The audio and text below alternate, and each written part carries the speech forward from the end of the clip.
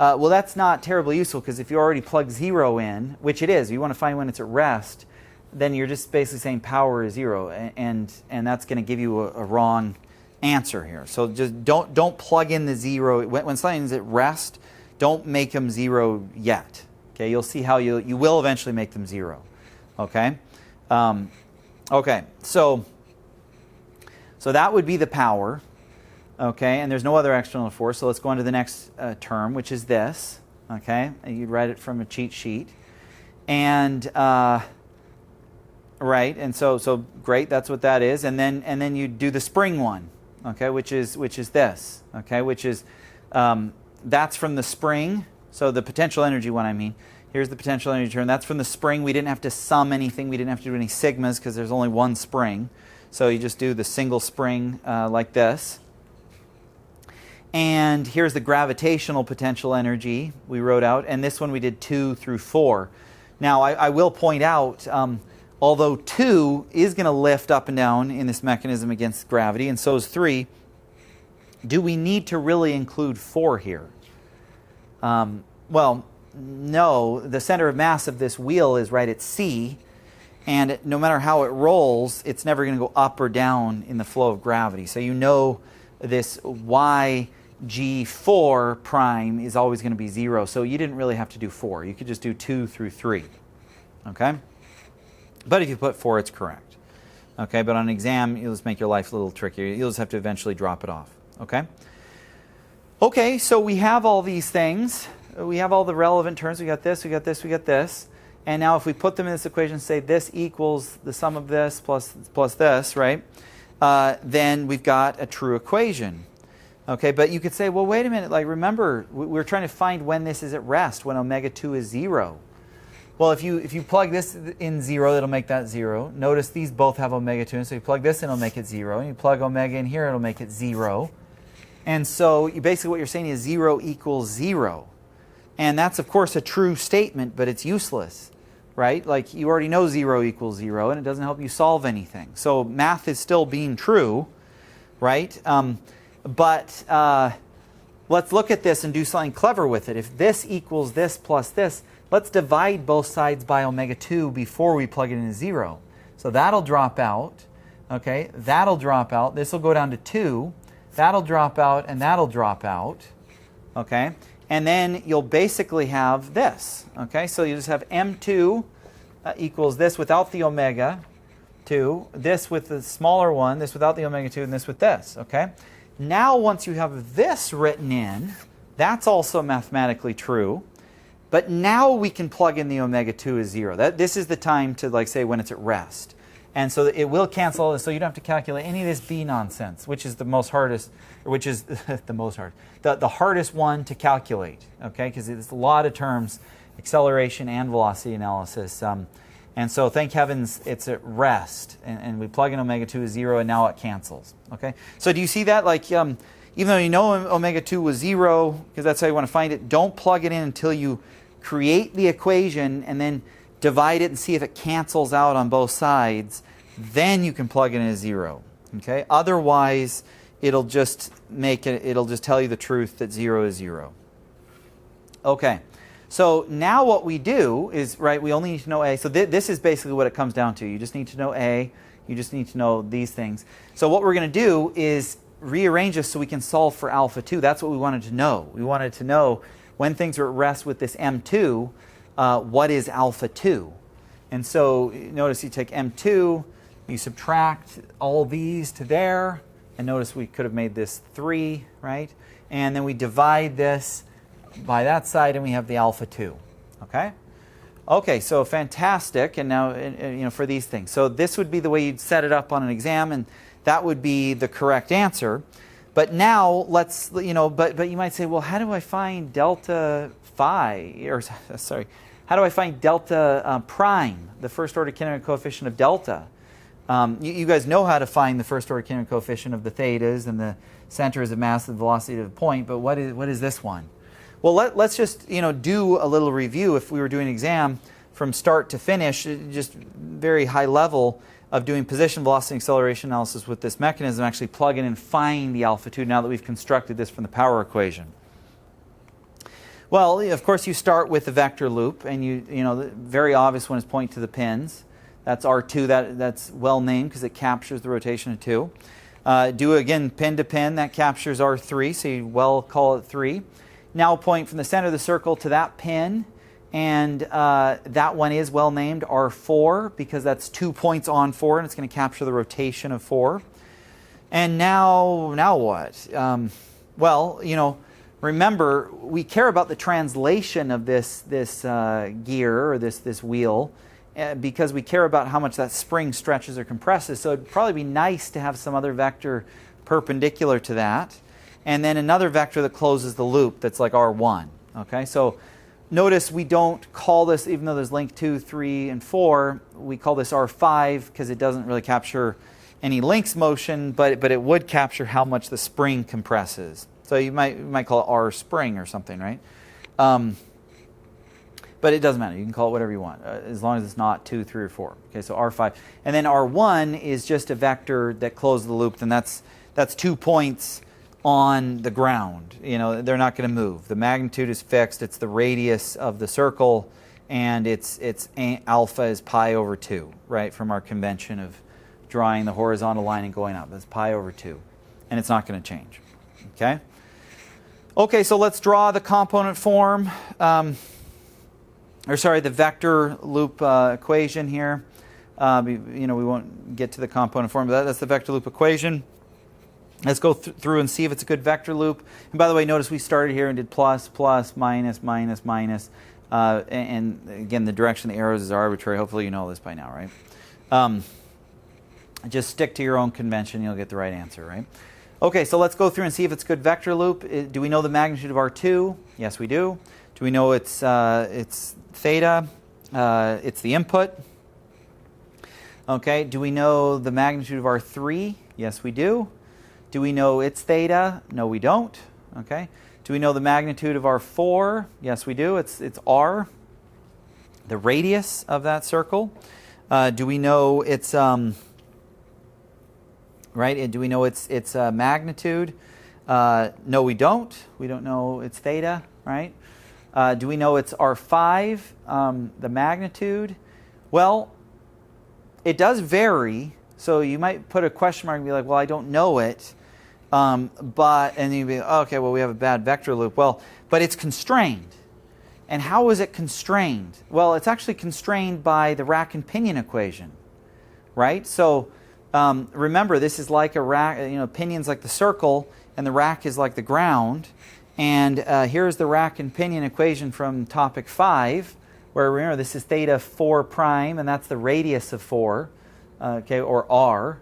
And this is the angular velocity of 5, which essentially is the same thing as the ground, the rack. And neither of those are rotating, so that can basically go to 0. Okay, and then here's the speed that R5 like kind of changes. And remember, this could be plus or minus, but how do we know it's minus? Well, it's by inspection. You can know that if theta 4 is positive, is rotating counterclockwise positive, well, this is 0, then this side's going to be, you know, then it's going to actually move in the negative direction, and R5 is going to shrink. Okay, so this is going to be negative. Okay, so anytime that, you know, if that were to expand and go to the right, it would be positive. If it contracts, in this case, it's going to the left, it would be negative. So we wrote this equation. We know this is 0, and we know that's negative by inspection. Okay, so we can rewrite this, and so now we know, you know, the unknown was theta 4, but now we basically know it, you know, or you know, once we can solve it, and that we'll have solved for R5 prime there. Okay, and you actually already know this equation. You didn't need to know the rack and pinion equation, because it's actually simple when the rack is 0. It's just a ball roll, you know, a sphere rolling, or sorry, a cylinder rolling, and it would be just radius times omega 4 would just be the v4, right? The speed that it's moving. Okay, which in this case is R5 prime, right? So, okay, but anyway, you have that. Okay, so now do you have the angle of R5? Well, sure you do. It's 0. Check there. It's never going to rotate. Do you have the magnitude of R1? Yes, you do. It's just R, the radius of that. And do you have the angle of it? Yes, you do. It's pi over 2. Great. So now we found a vector loop equation. It's got 2 unknowns and 2 question mark, 2 unknowns and 2 equations. So we're good. Or you want to think about it, 3 unknowns and 3 equations, depending on how you look at a constraint function. And so you can solve for it all. And by the way, I want you to note R5 prime is delta prime. The first order kinematic coefficient, basically how that length R5 changes with respect to the input variable is how much the spring is displaced. Displacement changes with respect to the input variable. So that would be the answer to this. Okay. So right. So you could solve this. Write it in component form. Do position analysis. Do velocity analysis. Do acceleration analysis. And find all your first order kinematic coefficients and second order kinematic coefficients. You would now, from this one, know this guy. You already know this. It's given to you. You'd know all these, and you'd know all these from velocity analysis, right? And out would come your correct answer. Okay? So hopefully you got a lot out of that one. It's a great example. Okay, so our final topic here in this, in this topic, the power equation, is we're going to take another look at mechanical advantage. Okay, so let's look at our 4-bar again. Okay, and okay, let's do just another example here. Okay, suppose we impose a moment m2 on the input crank link, which is the input link, and a moment m4 on the follower link, which is the output link, such that the mechanism is static. Okay, so pretend those two moments are like arm wrestling. They're fighting each other to make it static. Now, we drew them both in the positive direction because that's what you do when you impart an external moment or force. If you don't know the direction of the moment, just make them both positive and the signs will sort themselves out. But of course, you already know for it to be static, if M4 is really positive, then M2 would be negative, maybe pushing on each other, fighting each other, so they can stay static. Okay? All right. So they're saying if I give you, let's see here, on an input crank in a moment for okay.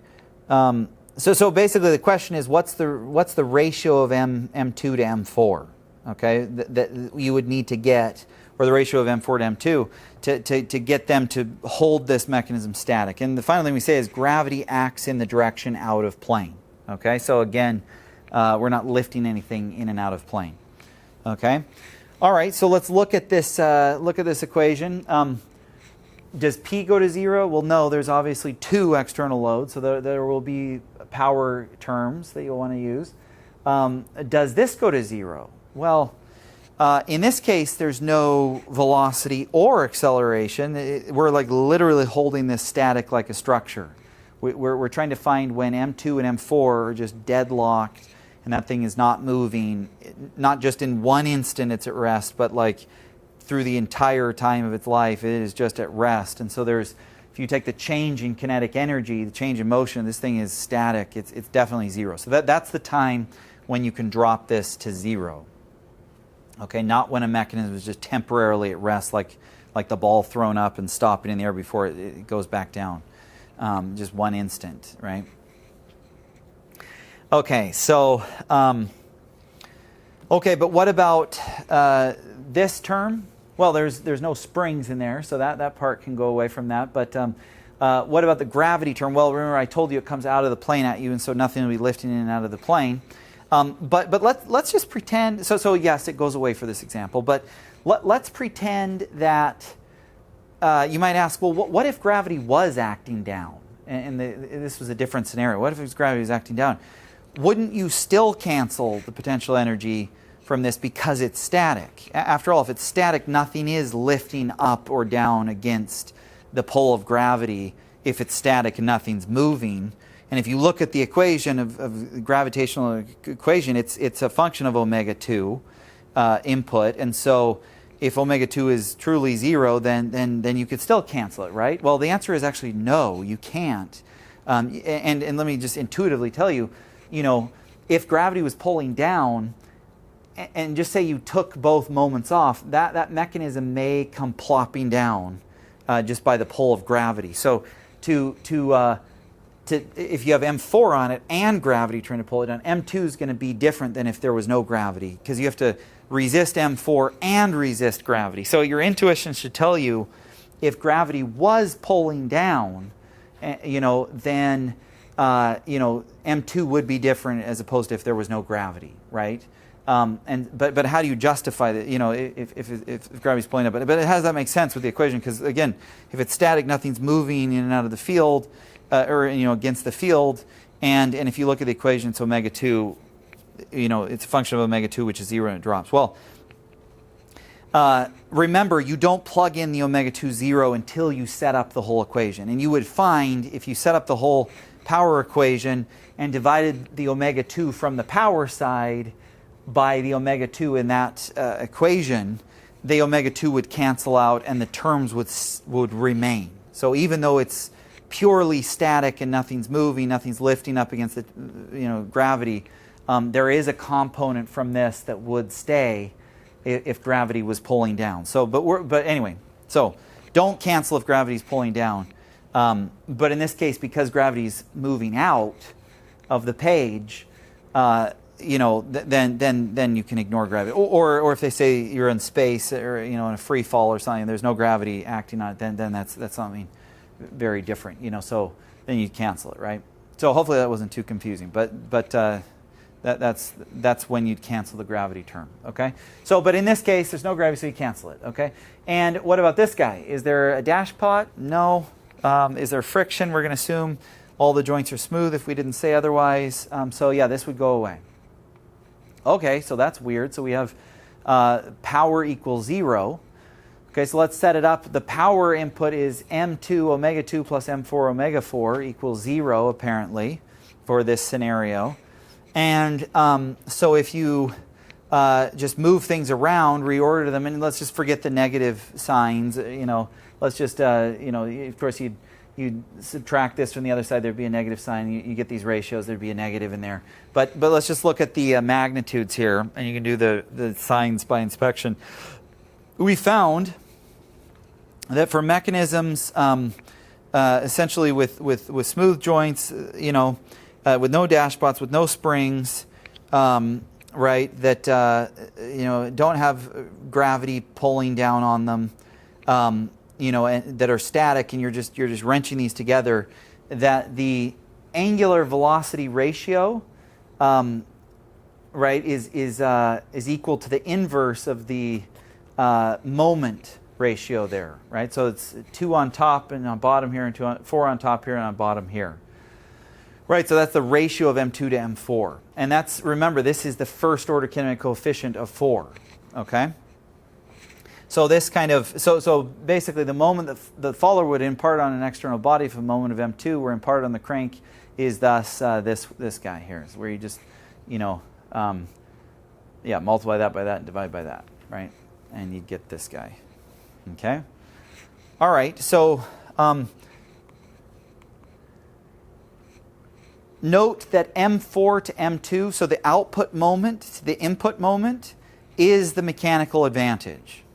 Okay, and by the way, note that the transmission or the geometric advantage is omega 4 over omega 2.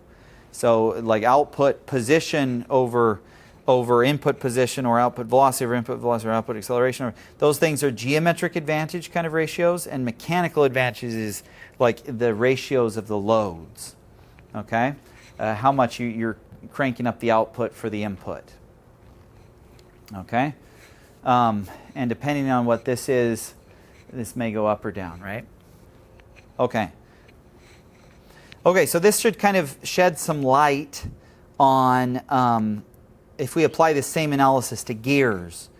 Remember, for gears, these ratios were very important. We found that the pitch radii of both, ratio of each other, the pitch circle radii, the base circle radii ratio, the number of teeth ratio, and we found all these ratios that equals angular velocity ratio as well, like in this case omega 3 to omega 2. That's usually what you care about with gears, the geometric advantage kind of situation. And you recall when we solved, there's also a moment ratio, the mechanical advantage ratio. We also equated into that. If you go back to the gear lecture, but it's of course the inverse. And when we derived that, I kept saying, this is for quasi-static scenarios. This is as if one of the gears is bolted down and the other gear is putting a moment on it, and you derive it from that. Then you can say, if it's like omega 3 to omega 2, then that does equal m2 divided by m3, which we're going to prove here, right? For that scenario. But this will also, the whole point of this is it will shed light on the fact that if it's not quasi-static, if it is not locked up or bolted down or moving so slow that kinetic energy doesn't matter, if there's some velocity or acceleration going on in the gears when you put that moment on, all bets are off. It's a different scenario. So, but just imagine these guys are bolted down, or link 3 is bolted down. You put an M2 on there, okay, and of course then 3 puts a moment on that bolt, or you think of a quasi-static kind of scenario. Then for this situation, this would go to 0 because, like I said, it's basically nothing's moving over an extended period of time and things are bolted down, or it's moving so slowly that velocity is essentially 0 and acceleration 0. So this would go to 0. And then in the case, here it doesn't really matter where gravity is pulling in any direction, because the gears are balanced in gravity because they're circles. When some mass goes up, other mass goes down. So the center of mass of these don't ever go up or down. So that's that would go to 0, and then of course there's no springs in there, so this goes to 0, and then dissipation, there's rolling only, and so since there's really no sliding except of course with the teeth, like I said in the last time, there is a little sliding, so you might have to take a little bit of this into consideration. But to simplify, to get in the ballpark, you can say there's it's perfect rolling, there's no sliding of teeth or anything. And there's no dashpot, so you can get rid of this. Okay, and so again, we get this same kind of power scenario where we can forget about the signs for a minute and just get these ratios. And again, we proved what I said, omega 3 divided by omega 2 is m2 divided by m3, which is also what we, and it's first order kinetic coefficient, of course, but that's what we also derived in the gear lecture.